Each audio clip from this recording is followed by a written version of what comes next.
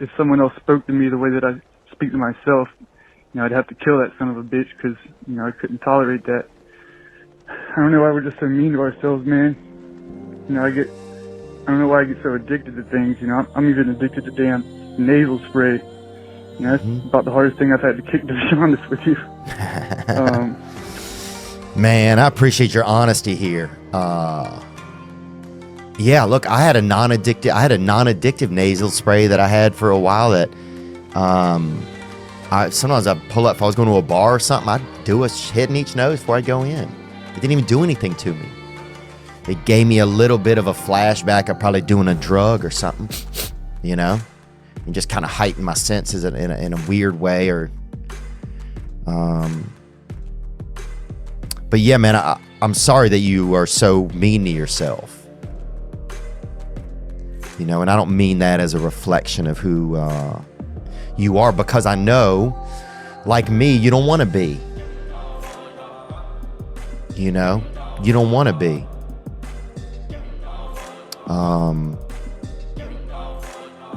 But if you're like us, you have some of this that we have, this ism, this alcoholism, this uncomfort. It's really an uncomfort that just lives in us. Yeah, you're probably going to be real hard on yourself.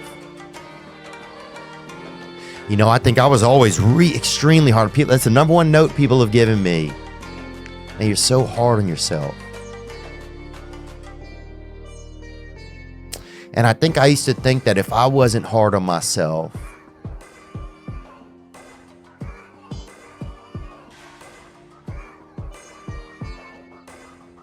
then nobody was. Let me think about this.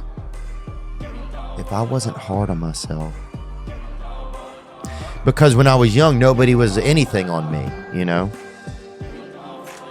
And so I thought maybe if I was hard on myself, or maybe if I was perfect. I used to think, I realized this the other day. I used to think that, I expected myself to be perfect. So then I would never was, because it's impossible. So then, therefore, I'm so hard on myself. Because I thought that I wasn't cared for as a child, and I'm not trying to self-pity. I'm just looking at what was a part of my life. That I wasn't cared for as a child, so therefore I took it on myself. Oh, if I was better, if I was perfect, then I would be loved. I'm not perfect enough. I'm not good enough. I'm not good enough for my mother to see me. I'm not good enough for my father to stay alive. I had this epiphany not long ago that I thought that if I was better, if I was perfect, if I did everything right as a kid, I thought this. I didn't know until just recently that I thought it, but it came up. That if I did everything right, that my father would stay alive. That's what I thought for some reason as a kid. Nobody explained to me what was going on or how things worked, or that dad was getting, I just knew my dad was older and that he was not going to be alive for a long time. And as a child, I thought maybe if I'm perfect, that my life would be different. And more specifically, that my dad would stay alive. I thought that. I don't know how I came up with that or what made me think that as a kid. But at least then it gave me some control over what was going to happen. Because now it's something, it's up to me, Even though it's not realistic, it's impossible for that to come to fruition, but it's up to me then. So that's why I think I was so hard on myself a lot of times, I think, because then at least it puts it on me. Which was the only thing that I felt I could try and rely on anyway.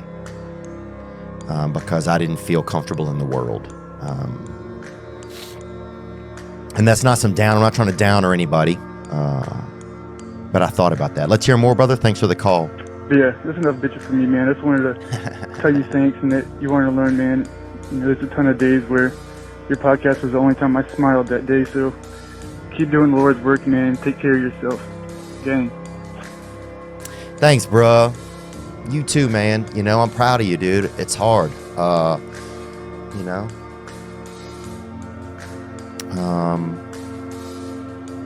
I'm proud of you. I'm proud of you because I know how hard it is to take care of ourselves. You know, I know how hard it is to take care of ourselves. I know that for me, I never wanted to take care of myself because if I took care of myself, then I was doing somebody else's job. Instead, I just always wanted to show you how much I was hurt, you know? And so starting to take care of myself was doing the opposite of that. And it was the opposite of the whole thing that I like, oh, you're going to see, when you look at me, you're going to see how much I hurt, you know? And starting to take care of myself is a total opposite of that. So I hear that in you today, and I'm thankful for that, man. I really am. And I'm grateful that I have moments like this. These are moments that mean something to me, you know? Two guys trying to be honest and not even being gay and just being honest. Because these are moments I never had as a child. There was never any peace in my house. There was never a chance for anybody even to listen or to be heard. There was never even any piece of space to think or to feel. There was no space for that. And so it's moments like this, you know, where I can have an honest conversation with somebody. I'd have given anything, to have these as a child. And children need these sort of things. So anyway, bro, yeah, enough of that shit for me too, bro. But praise, man. I'm happy for you.